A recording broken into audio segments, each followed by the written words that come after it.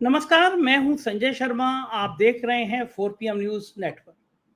एक कहावत कही जाती है कि जब बुरा वक्त चल रहा होता है तो ऊंट पर बैठे आदमी को भी कुत्ता काट लेता है। मतलब ये है कि आदमी का जब खराब समय हो तो कितनी ऊंचाई पे हो, लेकिन कोई ना कोई परेशानी ऐसी आ जाती है जो उसका नुकसान हो जाता है। राजस्थान में पिछली बार सारी की सारी सीटें भारतीय जनता पार्टी ने जीती, 14 से 19 में। मतलब राजस्थान में तूफान था, सिर्फ मोदी मोदी मोदी।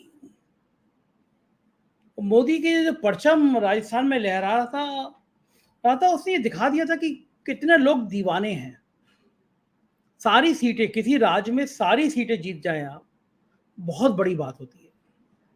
और दिल्ली की जो हुकूमत बनी उसमें राजस्थान का एक बहुत बड़ा रोल था। इस बार जब 2024 में मामला फंस गया है, सबसे ज्यादा सीटें देने वाला उत्तर प्रदेश, उसके 2 चरणों के मतदान के प्रतिशत में भयंकर गिरावट, भारतीय जनता पार्टी के कार्यकर्ताओं में उत्साह की बहुत कमी, और भाजपा समझ गई कि उत्तर प्रदेश में भी उसको बड़ा नुकसान उठाना पड़ेगा।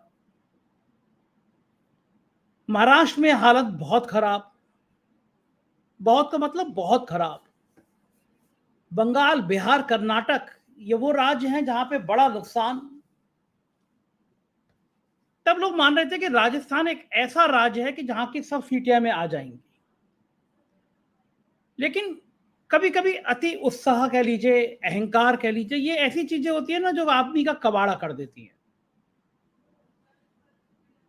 राजस्थान के गणित में भी यही हुआ। वसुंधरा राजे को किनारे किया गया, जातियों के संतुलन को रखा नहीं गया।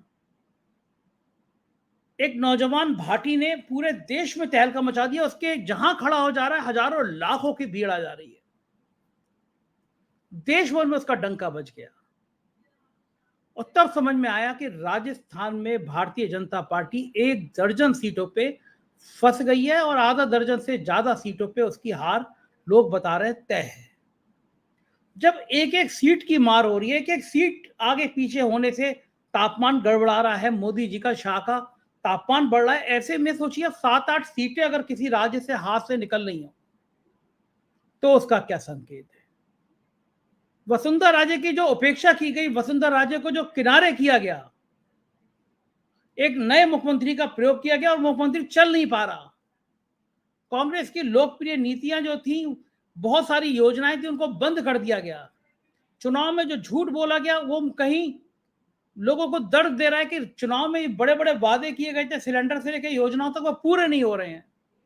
अब कन्हैयालाल दर्जी का नाम भी नहीं ले रहे हैं। लोग समझ गए कि हाथी के दांत खाने के और थे, खिलाने के और लोग ये भी समझ गए कि अब की बार 400 पार का नारा झूठ के अलावा कुछ नहीं है। भले ही गोदी मीडिया के चैनल में बैठ के अंजना ओम कश्यप, रूपका लियाकत और सुधीर चौधरी माथा पकड़ पकड़ के ये नारा बोलते रहे, लेकिन इस नारे की हवा निकल गई है। सीटें 200 के आसपास पहुंच जाएं, अब लोग ये दुआ करने लगे हैं। राजस्थान में ऐसा हुआ क्यों? राजस्थान जहां पे सारी सीटें जीती थी, वहां ऐसी बैंड बजी क्यों? राजस्थान का यह संकेत क्या पूरे देश में जा रहा है, या फिर पूरे देश का जो माहौल है, बेरोजगारी का माहौल है, महंगाई का माहौल है, किसानों का जो माहौल है, लोगों की नाराजगी है, लोगों की उदासीनता है, उसने भी राजस्थान पर असर डाल दिया। एक केंद्रीय मंत्री हैं गजेंद्र राजेंद्र सिंह, उनका एक वीडियो वायरल हो रहा है। 16 सेकंड का वीडियो है, आप सुनिएगा, मैं अभी दिखा रहा हूं आपको। खुलेआम कह रहे हैं कि भाई नागौर सीट तो हम हार गए, लोग वोट डालने निकले नहीं हमारे। ये हालत है उत्तर प्रदेश में भी। भारतीय जनता पार्टी का कार्यकर्ता वोट डालने निकल ही नहीं रहा है। संघ उदासीन है। संघ कह रहा है मोदी की गारंटी, मोदी का संकल्प पत्र, मोदी का भविष्य, मोदी की सरकार, मोदी का ये, मोदी का वो। भाजपा कहीं है ही नहीं, संघ कहीं है ही नहीं, कार्यकर्ता कहीं है नहीं, सब कुछ मोदी का है। तो कार्यकर्ता कह रहा है तुम ही चुनाव लड़ लो, तुम ही वोट डाल दो।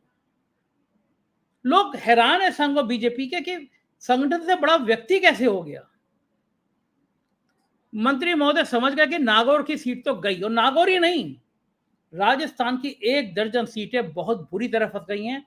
आज मैं एक ऐसे पत्रकार से आपकी मुलाकात कराऊंगा जिस पत्रकार को पूरी दुनिया उसकी विद्वता के लिए, उसकी योग्यता के लिए पहचान करती है, सलाम करती है। राजस्थान की राजनीति जिसके हाथ में रची बसी है, एक एक सीट का विश्लेषण कर देते हैं वो। कैसे ऐसे अनिल शर्मा जी के पास मैं ले चलता हूं आपको। अनिल जी, बहुत बहुत स्वागत है आपका। आपका कीमती समय मिल जाता है, आप हमारे चैनल पर आ जाते हैं। हमारा सौभाग्य है कि हमें राजस्थान की राजनीति आपके चश्मे से देखने को मिल जाती है। मैं बातचीत शुरू करूंगा और आपका स्वागत करूंगा एक बार फिर तहे दिल से कि बहुत बहुत शुक्रिया अनिल भाई। आपका माइक अनम्यूट है शायद अनिल भाई। बहुत बहुत धन्यवाद संजय जी बुलाने के लिए, बहुत बहुत धन्यवाद। आपके हाथ में चोट है फिर भी आप आए, ये मुझे लगा कि मैंने आपको गलत समय पे आपको बुला लिया। नहीं संजय जी के लिए तो हम हर समय तैयार हैं। ओ क्या बात है, हम तो भाई मानते आए हैं और संजय जी के लिए हर समय तैयार है, कभी भी बुलाएं। शुक्रिया शुक्रिया। मैं अनिल भैया एक वीडियो दिखा रहा हूँ पहले। ये इनका नाम करेक्ट कीजिएगा, इनका नाम है गजेंद्र सिंह खीमसर, राजेंद्र सिंह नहीं, गजेंद्र सिंह खीमसर। गजेंद्र सिंह, सॉरी मैंने नाम गलत दिया, राजेंद्र सिंह लेके दिया, मैं गजेंद्र सिंह खीसवर। ये गजेंद्र सिंह जी का वीडियो दिखाता हूँ। ये बीजेपी के लिए बहुत नुकसान है, बहुत नुकसान। अपने लोगों ने वोट नहीं डाले। नागौर तो हमारी जारी है। नहीं आ रहे नहीं यार, हमारे वोट नहीं पड़े। राजपूत जाके शेखावत को खुलेआम मंत्री कह रहे हैं कि ये सीट तो हमारी जा रही है। कम हो गया मतदान। ये बीजेपी के लिए बहुत नुकसान है, बहुत नुकसान। अपने लोगों ने वोट नहीं डाले। नागौर तो हमारी जारी है। नहीं आ रहे नहीं यार, हमारे वोट नहीं पड़े। राजपूत जाके शेखावत को। नागौर सीट तो हमारी जा रही है, कैबिनेट मिनिस्टर खुद अपने मुंह से कह रहे हैं। अनिल जी, जो पूरी सीटें जीतने का दावा कर रहे थे, यहाँ तो खुद कैबिनेट मिनिस्टर एक सीट की बात कर रहा है। लेकिन मेरे पास जो इनपुट है वो ये है कि 1 दर्जन सीटें फंस गई हैं, 1 दर्जन सीटें बीजेपी हार सकती है राजस्थान में। आपके पास क्या इनपुट है? संजय जी, आपने बात बिल्कुल सही करी। अगर आप वोटिंग परसेंटेज भी देखें, मिला जुला के भी देखें, first round second round, election commission की तरफ से जो डेटा है वो 61.60% है, जो कि पिछले बार से बहुत कम है। और अगर मैं इसकी तुलना करूं जो अभी चुनाव हुए थे नवंबर दिसंबर में विधानसभा के, तो आप देखिए करीब 14% का ड्रॉप आ गया 2 चुनावों में ही। क्या ऐसा 5 महीने में, 4 महीने में क्या हो गया भाई राजस्थान में? गर्मी, लोग बोलते हैं अरे गर्मी तो 2019 में भी थी, 2014 में भी थी। कौन सी ठंडी बाहर बह रही थी राजस्थान में कि उसके अंदर लोग वोट डालने जा रहे थे? वो कारण तो मैं मानता हूं बीजेपी वालों ने कारण निकाल दिया, गर्मी थी इसलिए लोग नहीं आए। कारण दूसरे हैं। कारण आपने बहुत अच्छी तरह से अपने इंट्रोडक्शन में समझाया संजय जी। कारण क्या है? कारण में मेन है महंगाई, कारण है बेरोजगारी, कारण है लोगों का, कुछ कम्युनिटीज का बीजेपी के अगेंस्ट जाना। वो बीजेपी समझ ही नहीं पाई उसको कैसे टैकल करें। और उसके बाद एक बड़ा कारण उभरा सेकंड फेज में, प्रधानमंत्री जो बांसवाड़ा में स्पीच दे गए, मंगलसूत्र तक पहुंच गए। वो मंगलसूत्र यहां की औरतों के लिए बड़ी सुहाग की चीज है। आप वहां तक पहुंच गए, मतलब लोगों ने उसका हंसी मजाक उड़ाना शुरू कर दिया। क्या ये मोदी का दाव उल्टा पड़ गया? कई बार देखता हूं तो मुझे लगता है हाँ, उनकी स्पीच इस स्तर पे प्रधानमंत्री को नहीं जाना चाहिए था। ये मैं भी बोलूंगा, आपको एक मेंटेन करना चाहिए डेकोरम। आप प्राइम मिनिस्टर हो, आप डेकोरम से बात करो। मंगलसूत्र क्या होता है वो भी ले लेंगे, वो भी छीन लेंगे। और जिस तरह से भाषण दे रहे थे, मुझे कल मैं किसी का वीडियो देख रहा था, उसमें बड़ा इंटरेस्टिंग वर्ड यूज करा उसने। मैं कॉपीराइट उसी को दूंगा, मेरा कॉपीराइट नहीं है। कि बड़ा डरा डरा के बोल रहे थे अब आपका ये सामान भी कांग्रेस ले लेगी। मतलब इतना डराने की कोशिश की गई। और इस चक्कर में आपको बताऊं फायदा किसको हुआ? फायदा कांग्रेस को ही क्या हुआ, लोगों ने जिंदगी में पहली बार मैनिफेस्टो पढ़ना शुरू करा। मेरे हिसाब से सबसे ज्यादा अगर कभी डाउनलोड कांग्रेस का मैनिफेस्टो हुआ होगा, थैंक्स टू मोदी जी, अब के हुआ है। एक मिनट को रोकूंगा सिर्फ मैं व्यक्तिगत तौर से कह दूं कि कांग्रेस का इससे बेहतरीन घोषणा पत्र हो नहीं सकता था जितना इस बार बना है। पिछले कई मैं तो सबके घोषणा पत्र पढ़ता हूं, लेकिन कांग्रेस का बेहतरीन घोषणा पत्र था, बाकायदा हर चीज का जिक्र था। और इन्होंने, मोदी जी ने उस घोषणा पत्र को सबको पढ़वा दिया।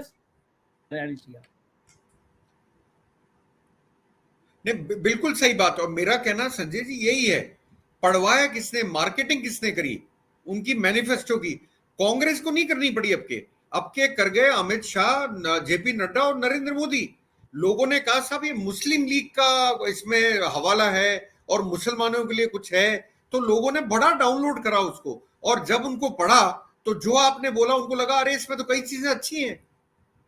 तो मार्केटिंग कांग्रेस को तो करनी नहीं पड़ी, मैं मानता हूं मार्केटिंग बीजेपी वालों ने इतनी कर दी, और खासतौर से मोदी जी ने, कि और किसी को जरूरत ही नहीं पड़ी। और ये सिर्फ राजस्थान तक सीमित नहीं है, ये पूरे देश की बात कर रहा हूं मैं। जितना डाउनलोड अब के हुआ है कांग्रेस का मैनिफेस्टो, मुझे जिंदगी, अरे मैनिफेस्टो पढ़ता कौन था संजय जी? पार्टियां मैनिफेस्टो निकालती थी, 4 शब्द अखबार में छप जाते थे, एक हेडलाइन बन जाता था, उसके बाद फेंक दिया जाता था, कोई नहीं पढ़ता था। ये पहली बार है जब मैनिफेस्टो पढ़ा जा रहा है, और वो भी किसका? कांग्रेस का। धन्यवाद किसको देना चाहिए कांग्रेस को? सबसे पहले मोदी जी को, फिर अमित शाह को, फिर जेपी नड्डा को, फिर योगी जी को। इन तीनों को धन्यवाद देना चाहिए। अब मैं आता हूं राजस्थान पे। देखिए राजस्थान में क्या हुआ, आपके सीटें क्यों फंसी, पहले अपन इस पे बात करते हैं। सीटें फंसने का सबसे बड़ा कारण था जाट कंसोलिडेशन। मतलब जितने जाट थे वो, मुझे लगा, मतलब ये नहीं बोलूंगा सबके सब, पर मेजॉरिटी ऑफ जाट्स ने कांग्रेस को वोट देने की ठानी। उसके कई कारण हैं, अगर आप उसमें पीछे जाएं। एक कारण था कि इन्होंने जो ट्रांसफर्स करे लोकल लेवल पे, जाटों को लगा कि हमें टारगेट करा गया है उन ट्रांसफर्स में, जो लोकल स्टेट गवर्नमेंट ट्रांसफर्स होते हैं। उनको लगा, सही है गलत है मैं उसमें नहीं जाऊंगा, उनको ऐसा प्रतीत हुआ। दूसरा, सतीश पूनिया का हटाया जाना एज बीजेपी चीफ राजस्थान, उनको लगा हमारे आदमी को हटा के एक ब्राह्मण को बना दिया गया, सीपी जोशी को बना दिया गया, और उनको ना तो टिकट मिला, और विधानसभा का टिकट मिला उसमें वो हार गए। उसके बाद उनको टिकट भी नहीं मिला। वैसे उनको अब हरियाणा का शायद इंचार्ज बनाया गया है, पर तब तक बहुत देर हो चुकी थी। तीसरी बात, गोविंद सिंह डोटासरा को कांग्रेस ने पीसीसी चीफ बनाया। वो जात से कौन है? जाट। जाटों को वो लगा कि हमारा एक आदमी एक पार्टी पे बड़े स्तर पे बैठा है, और कल ये कुछ बड़ा भी आदमी बन सकता है। जाट कंसोलिडेट हुए। और सबसे बड़ी बात आपको बोलता हूं, अग्निवीर ने जाटों को लामबंद कराई। जाट ही नहीं हुए, कुछ एरियाज में राजपूत भी हुए, यादव भी हुए राजस्थान में, क्योंकि आप जानते हो जो हमारी शेखावटी बेल्ट है, वहां के जितने लोग हैं उसमें से ज्यादा आर्मी में जाया करते थे। एक एग्जांपल देता हूं आपको मैं, और मैं कोट भी करता हूं, मैंने कहां से ले रहा हूं। इंडियन एक्सप्रेस ने एक रिपोर्ट करी थी कुछ दिन पहले। उस रिपोर्ट में उन्होंने एक सिटी कवर करी, कुचामन। कुचामन वो जगह है जहां पर सबसे ज्यादा डिफेंस में जाने वाले लोग आया करते थे पढ़ने के लिए। वहां करीब 150 के करीब इंस्टीट्यूट होते थे। उस रिपोर्ट के हिसाब से, अगर मेरी याददाश्त सही है, तो करीब करीब 150 में से 140 बंद हो चुके हैं। 140 145। उस शहर की पूरी इकोनॉमी इस पे डिपेंडेंट थी कि यहाँ पे लोग, बच्चे पढ़ने आते हैं, सिर्फ राजस्थान से नहीं, हरियाणा से, उत्तर प्रदेश से, दूर दूर से पढ़ने आते थे। वो जो सिटी है वो पूरी बर्बाद हो गई। ये एक चीज और दर्शाता है, लोगों का अग्निवीर में जाने का कोई इंटरेस्ट नहीं है। तो इसका जो गुस्सा था ये भी बाहर निकला। ये बहुत बड़ी चीज थी अग्निवीर। और मैं बोलूंगा कि अग्निवीर मुद्दा ऐसा बना जिसको राहुल गांधी ने तरीके से उठाया। कांग्रेस को ये मुद्दा विधानसभा चुनाव में भी उठाना चाहिए था संजय जी, वहां राजस्थान में कांग्रेस ने चूक करी, मेरा मानना ये है।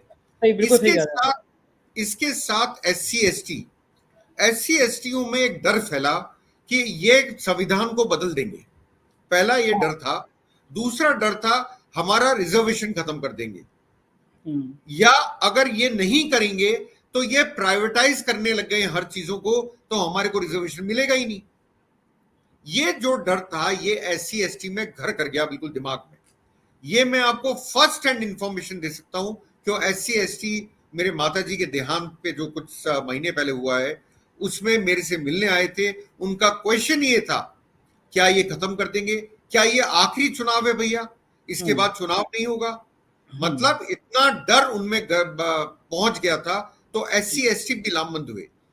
तीसरी जो इंपॉर्टेंट कास्ट थी, जो करीब 9% के आसपास है, वो है मुसलमान।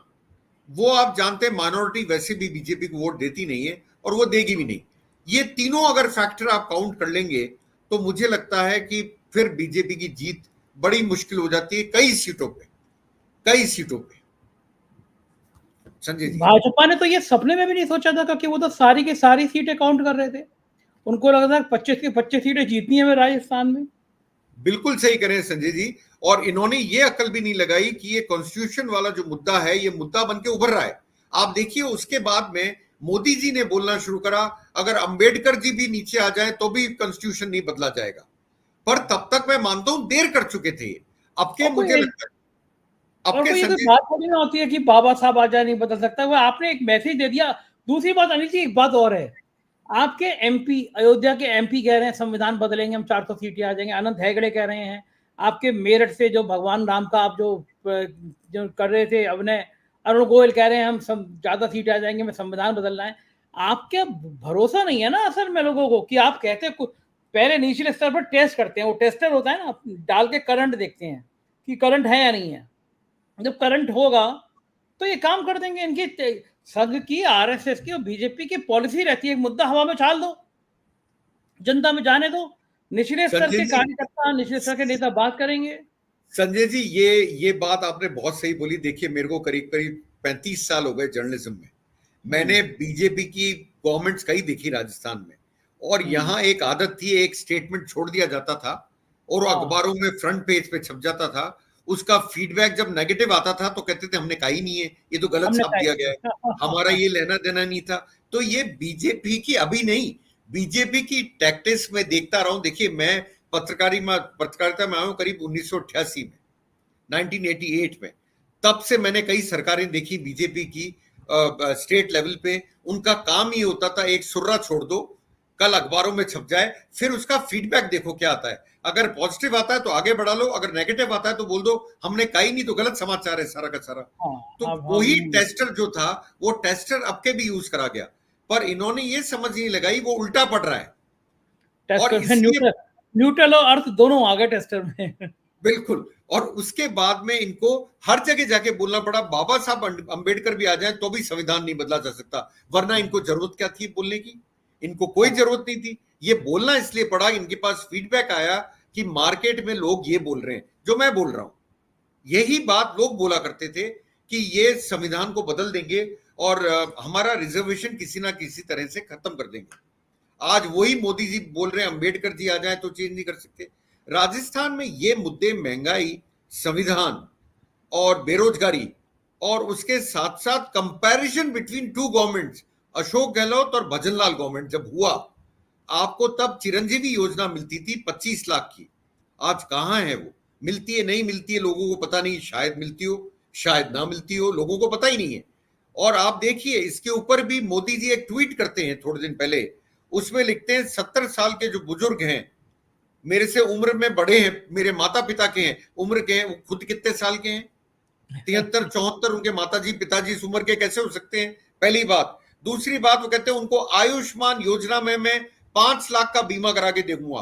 अरे राजस्थान में तो अशोक गहलोत 25 लाख का दे रहे थे, सबको दे रहे थे, आप 5 लाख का करा के क्या देंगे? और इसीलिए अशोक गहलोत का जो चिरंजीवी योजना थी, आप देखिए वो आज पार्ट है कांग्रेस मैनिफेस्टो का। अरे मैंने तो राजस्थान दौरा कवर किया है अनिल जी, अजमेर से लेकर और बाकी पूरे राजस्थान के अलग अलग हिस्सों में घूमा मैं। एक योजना हर जगह हर एक की जवान पे थी। मुझे तो बड़ा हैरानी हुआ हारने पे कि चिरंजीवी योजना की हर व्यक्ति तारीफ करता था कि भाई चिरंजीवी योजना में इलाज तुरंत मिल जाता है। एक बात और बताइए कि इस पूरे खेल में आपको एक चीज समझ में आई होगी, लोगों का मोदी जी पे भरोसा कम हो गया। लोगों को ये लगने लगा कि यार ये बोलते हैं ना, और दूसरा हिंदू मुसलमान चल नहीं पा रहा है इस बार, जहां तक मैंने महसूस किया। क्योंकि अनिल जी, राम जन्मभूमि का मुद्दा हमको इन लोगों ने उठाया था कि ये अकेला मुद्दा जिता देगा। आप देखो अब तो सुबीर चौधरी भी राम मंदिर का नाम नहीं लेते, जो सबसे बड़ा भोपू है बीजेपी का, वो भी नाम नहीं लेते, क्योंकि राम मंदिर मुद्दा ठंडा हो गया। तीसरी बात यह है, कार्यकर्ता हिंदू मुसलमान से थक गया। और चौथी बात कि वो अपनी जिंदगी में आम आदमी देख रहा है ना कि सब वादे वादे, कब तक वो हिंदू मुसलमान की रोजी रोटी खाएगा? महंगाई इतनी बढ़ गई है अनिल जी, उसने मुझे लगता है कि लोगों में बड़ा, अगर मोदी के खिलाफ भी नहीं है तो उत्साह भी नहीं है, इसीलिए वोट परसेंटेज कम है। आप बात मानेंगे? ये बिल्कुल मानूंगा। मैं इसका एग्जाम्पल भी दे देता हूं आपको। राजस्थान में मोदी जी अब के काफी आए, रैलियां करने के लिए आए, कई जगह रैलियां करी। अब के एक चीज बड़ी मिसिंग थी, शायद एक आध जगह हो गया हो, वो जो एक नारा लगता था ना संजय जी, मोदी मोदी मोदी, वो आपके कहीं दिखाई नहीं दिया। वो दिखाई नहीं दिया। वो दिखाई भी दिया हो तो एक आध जगह से ज्यादा नहीं है। जो रिस्पॉन्सिवनेस हम बोलते हैं, जो रिस्पॉन्सिवनेस होनी चाहिए, वो रिस्पॉन्सिवनेस नहीं थी। इसमें आपकी बात से पूरा एग्री करूंगा, लोग रिस्पॉन्सिव नहीं थे मोदी की तरफ। तो क्या मोदी जी ने अपना ऑरा लूज करा है?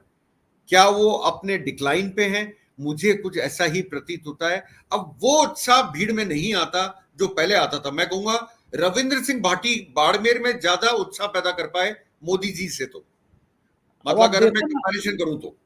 अब आप ये देखो कि अब की बार 400 पार, अब तो नारे नहीं लगा रहे, पिछले एक हफ्ते से वो नारे ही भूल गए। अब तो मोदी जी खुद ही नहीं कहते ना, पब्लिक से नारे लगवाते थे अब की बार 400 पार, अब नारे नहीं लग रहे हैं। उनको समझ में आ गया कि 200 पार के भी लाले पड़ गए हैं। और राजस्थान में आपको क्या लग रहा है अनिल जी, कितनी सीटें ऐसी हैं जो बीजेपी हार सकती है? मैं आपको एक बार मैंने अपने पास पूरा कैलकुलेशन कर रखा था, एक सेकंड में आपसे लूंगा। कल जो फेज हुआ था, देखिए उसमें कल का फेज मैं आपको बताता हूं। टोंक सवाई माधोपुर एक सीट है जहां फंसी हुई सीट है, मैं फंसी हुई की बात करूंगा क्योंकि ये नहीं बोलूंगा जीतेगा कौन हारेगा कौन। दूसरी बात करूंगा मैं जोधपुर, जहां से गजेंद्र सिंह शेखावत चुनाव लड़ रहे हैं, जो जल शक्ति मंत्री हैं। उनकी भी सीट तीसरी बाड़मेर, वो भी फंसी हुई सीट है जोधपुर। लोग सोच रहे थे बड़ी आसान है, नहीं है। तीसरी बात करूंगा बाड़मेर, और ये भी बोलूंगा वहां पे लड़ाई दिखती है तो दिखती है Congress versus independent Narvinder Singh party. अच्छा, बीजेपी अभी नजर नहीं आ रही वहां पे, अगर नजर आएगी तो मुझे बड़ा शॉकिंग लगेगा। चौथी सीट है जालौर, जहां से वैभव गहलोत लड़ रहे हैं, अशोक गहलोत के सुपुत्र। मैं जानता हूं जालौर सीट बीजेपी कई सालों से जीतती आ रही है, पर जिस ढंग से आपके मेहनत करी है वैभव और उनकी फैमिली ने और उनके पिताजी ने, अशोक गहलोत ने, वो काबिल तारीफ थी। जो स्क्रैच से चालू हुआ, आज लोग बोल रहे हैं वो जीत भी सकता है। उसके आगे बात करूंगा बांसवाड़ा, जहां से खड़े हुए हैं राजकुमार रौत बाप के, भारतीय आदिवासी पार्टी इंडिया अलायंस में। वो कांग्रेस छोड़ के जो बीजेपी में आए हैं, महेंद्रजीत सिंह मालविया के अगेंस्ट लड़ रहे हैं, वो भी चुनाव को निकाल सकते हैं। और बांसवाड़ा वो सीट है जहां पर मंगलसूत्र और ज्यादा बच्चे की बात प्रधानमंत्री ने करी थी। ये वो सीट है, ये ट्रैवल बेल्ट है पूरा, आपको ये भी समझा दूं। इसके आगे आता हूं मैं आपके कोटा, ओम बिरला फंसे हुए हैं, आपको बताऊं बहुत बुरी तरह से। अरे बाप रे, स्पीकर साहब खुद फंस गए, फंसे हुए हैं अभी। वहां पे जो कैंडिडेट खड़ा हुआ है वो बीजेपी का है, कांग्रेस के टिकट पे खड़ा हुआ है, प्रहलाद गुंजल। वो जात से गुजर हैं। अगर गुजर मीना कंबाइन हो गए तो आप मान के चलिएगा कि सिर्फ अर्बन एरियाज में बिरला जी को वोट मिल सकते हैं, गांव में बड़े मुश्किल है। इसलिए ये सीट भी फंसी हुई है। तो ये तो मैं आपको सेकंड राउंड की सीट बता रहा हूं, इतनी जिसमें ये फंसे हुए हैं। पहली राउंड की सीट में 12 में से 8 सीट में फंसे हुए हैं। वो तेरी राजस्थान ने तो सीनी पलट गया, यानी 12-15 सीटों पर फंस गए हैं ये। 12 से लेके 15 के बीच में कोई फिगर निकाल लीजिए, आप फंसे हुए। अनिल जी, मुझे एक आईपीएस अफसर ने फोन किया, मुझसे कह रहा था संजय जी कोई आप या आपका मित्र कोई शर्त लगा ले मुझसे, कहीं ऐसा ना हो कि कांग्रेस की सीटें राजस्थान में बीजेपी से ज्यादा आ जाएं। आपकी बातों से मुझे लग रहा है कि वो आईपीएस सही कह रहा था मैंने बड़ी स्टडी करी है इस पे, मुझे लग रहा है कि कहीं ऐसा ना हो कि कांग्रेस ज्यादा आगे निकल जाए राजस्थान में। नहीं, मैं ये देखिए, होने को अंडर करंट कुछ ना कुछ तो है, ये संजय जी मैं बोलूंगा। अब वो किसके फेवर में है ये मुझे पता नहीं, पर अंडर करंट है। और कांग्रेस ने जो आपके कैंडिडेट्स डिक्लेयर करे, सिवाय एक दो को छोड़ के, मैं कहता हूं 25 में से करीब 23 कैंडिडेट स्ट्रॉन्ग कैंडिडेट थे, और उन्होंने बीजेपी को दुखी करके रखा, बेचैन करके रखा। इतना बेचैन हो गए कि पहले राउंड में जब मोदी जी ने देखा 12 में से 8 सीटों पे हम फंस गए, कहीं भी जा सकती हैं, तो उनको मंगलसूत्र याद आ गया, उनको मुसलमान याद आ गए, उनको सब कुछ याद आ गया, ज्यादा बच्चे भी याद आ गए। नहीं तो ये करने की जरूरत क्या थी? क्या प्रधानमंत्री को ऐसे शब्द यूज करने का कोई औचित्य है? बहुत खराब, शर्मनाक थे। असल में यही सब चीजें इनको लग गया, जो बीजेपी का कार्यकर्ता है ना, उसको भी लगा कि इतने छिछोरे स्तर पर नहीं उतरना चाहिए था प्रधानमंत्री को, इतने हल्के स्तर पर नहीं उतरना चाहिए था। एक बड़ा फैक्टर वसुंधरा राजे हैं, उनका क्या सीन चल रहा है अनिल जी? देखिए, वसुंधरा से बड़ा फैक्टर बीजेपी के लिए हो नहीं सकता, जैसे कांग्रेस में अशोक गहलोत से बड़ा फैक्टर हो नहीं सकता, और इसीलिए भजनलाल जी शर्मा दोनों से कंपेयर हो जाते हैं। वसुंधरा राजे से अशोक गहलोत से मर जाते हैं बेचारे, फंस जाते हैं, उनके समझ में नहीं आता मैं क्या करूं। उनको बने हुए जुम्मा 4 महीने हुए, उनको कोई जानता नहीं। आपने उनका एक वीडियो देखा होगा, बड़ा वायरल हुआ वो वीडियो की, मैं तुम्हें कसम है, रुक जाओ जाओ हाँ, मत, जाओ मत, महादेव की कसम है, आप अगर हिंदू हो तो बैठ जाओ। तो मतलब उनको अभी लोग पहचानते नहीं है। अब बात आती है वसुंधरा। बड़ा तरस भी आया, कोई मुख्यमंत्री भीड़ को बढ़ाने के पीछे, भीड़ उठ के चली जा रही है और मुख्यमंत्री कह रहा है तुम्हें कसम है, महादेव की कसम है, तुम्हें भगवान की कसम है, बैठ जाओ बैठ जाओ। बड़ा तरस आया, क्या हाल हो गया मुख्यमंत्री का, बीजेपी के मुख्यमंत्री का राजस्थान में गत बन गई है, बिल्कुल एकदम लग ही नहीं रहा मुख्यमंत्री, बाढ़ का मेंबर जैसी स्थिति नजर आई मुख्यमंत्री की वहां। तो बिल्कुल सही कह रहे हैं आप, कोई जानता नहीं, first time MLA, first time CM, कौन जानता है अभी उनको। कार्यकर्ता भी नाराज हैं संजय जी, एक पॉइंट में भूल गया, कार्यकर्ता बीजेपी का बहुत नाराज है कि उसके कहने पे ट्रांसफर तक नहीं हो रहे हैं, क्योंकि सरकार राजस्थान से नहीं चल रही है, दिल्ली राजस्थान की सरकार दिल्ली से चल रही है। ये ही फार्मूला है, वो दिल्ली चाहती है कि रबर स्टैम्प बने, मोहन शर्मा हो, मोहन यादव हो, या यहाँ पे भजनलाल शर्मा हो। वो तो उत्तर प्रदेश में भी ये चाहते थे, काफी हद तक करा लेते हैं, लेकिन योगी जी झुकते नहीं है उसके आगे, लड़ाई की वजह यही है। अच्छा, तो राजस्थान में भी सरकार दिल्ली से चल रही है। लोगों को ये लगता है कि सारी सरकार या तो दिल्ली चला रही है या ब्यूरोक्रेसी चला रही है, तो ये दो चीजों में कार्यकर्ता बहुत नाराज है संजय जी। अच्छा, बहुत नाराज है। वसुंधरा का रिएक्शन क्या है, वसुंधरा कर क्या रही है? अब मैं आप पे वसुंधरा पे आता हूं। वसुंधरा देखिए पैन स्टेट लीडर थी, उनको बुलाया गया और जगह या नहीं बुलाया गया मुझे पता नहीं, पर वो कंसंट्रेटेड रही अपनी बेटी की कॉन्स्टिट्यूंसी जो झालावाड़ 12 है वहां पे, वहां से वो बाहर नहीं निकली, जहां तक मेरी नॉलेज में है। अगर गलत हो तो मुझे करेक्ट कर दिया जाएगा दर्शकों द्वारा। वो निकली नहीं, उन्होंने अपने आप को वहां तक सीमित रखा। अरे आपके पास नेता कौन था जो पूरे राजस्थान में कैनवसिंग कर सके आपके लिए? सही बात है, कोई था ही नहीं वसुंधरा के बराबर। जो उनके 10 नंबर के 1 to 10 तो वसुंधरा राजे, जो कभी अमिताभ बच्चन के लिए कहा जाता था बीजेपी में। 11वें नंबर से दूसरे नेता शुरू होते हैं, उसमें कौन है? राजेंद्र राठौड़। वो चूरू छोड़ के निकल नहीं पाए, क्योंकि उन्होंने अपना इज्जत का केस बना लिया कि चूरू जीतना है, राहुल कसवा को हराना है। सीपी जोशी तो स्टेट प्रेसिडेंट है, वो चित्तौड़गढ़ से चुनाव लड़ रहे हैं, वो अपनी कॉन्स्टिट्यूंसी छोड़ के निकल नहीं पाए। मुझे बताइए कौन ऐसा नेता था जो पूरा राजस्थान कवर कर रहा था? वसुंधरा होती, वसुंधरा अगर होती तो ये सारा कवरेज भी होता। ये वसुंधरा ही थी जो 2019 में 25 में से 25 लाई, जबकि 2018 का चुनाव कांग्रेस ने जीता था असेंबली। उसके बावजूद वसुंधरा जी ने अपने चॉइस के कैंडिडेट रखे और खुद सब जगह कैनवसिंग करने गई और जीता के लाई। तो वसुंधरा जी का पैरेलल तो या स्टेचर के बराबर भंवरलाल जी तो नहीं हो सकते। देखिए संजय जी, बड़ा मुश्किल है, क्योंकि मैं कहता हूं 1 to 10 नंबर तो वही है, अमिताभ बच्चन जैसी स्टोरी है, उसके आगे गिनती शुरू होती है। तो भजनलाल जी तो बेचारे मारते ही नहीं है। वही हुआ ना कि कभी कभी कहा जाता है कि कुल्हाड़ी पे पैर गिर जाना, कभी कभी कहा जाता है पैर सीधा कुल्हाड़ी पे ले जाके मार दिया। वसुंधरा की बेइज्जती करके, वसुंधरा का अपमान करके राजस्थान में तो मुझे लगता है भारतीय जनता पार्टी ने अपना पैर खुद जाके मार दिया, कुल्हाड़ी में मार दिया। सही करें आप, बिल्कुल यही हुआ है। और मैं कमेंट पढ़ रहा हूं एक दर्शक का, मेरे को बड़ा अच्छा लग रहा है, ईवीएम है तब तक कोई हरा नहीं सकता। शायद शायद शायद मैं इसलिए कभी बोलता नहीं हूं कि कौन जीत रहा है, क्योंकि मशीन क्या करेगी मैं नहीं जानता हूं। मैं अपने हाथ खड़े कर देता हूं कि हम बोलते कुछ है, होता कुछ है, पता नहीं क्या बात है। इसलिए पॉलिटिकल एनालिसिस भी फेल हो जाती है। भाई ने बिल्कुल सही कहा, मशीन है तो। चलिए देखते हैं, लेकिन बहुत मजा आया अनिल जी, और हम राजस्थान के चुनाव में आपसे बात करते रहेंगे। बहुत बहुत धन्यवाद, आपने हमें कीमती समय दिया, आभार आपका। ये थे अनिल शर्मा जी, राजस्थान के बहुत सीनियर जर्नलिस्ट, एक एक सीट का लेखा जोखा बता रहे थे, और मेरे सोर्स ही बता रहे हैं कि बीजेपी राजस्थान में बहुत बुरी तरह फंस गई है। मैंने जैसे बताया कि मेरे एक मित्र आईपीएस कह रहा था कहीं ऐसा ना हो राजस्थान में कांग्रेस आगे निकल जाए, तो ये स्थिति बहुत खराब है, क्योंकि बाकी राज्यों से भी भाजपा के लिए बहुत खराब खबरें आ रही हैं।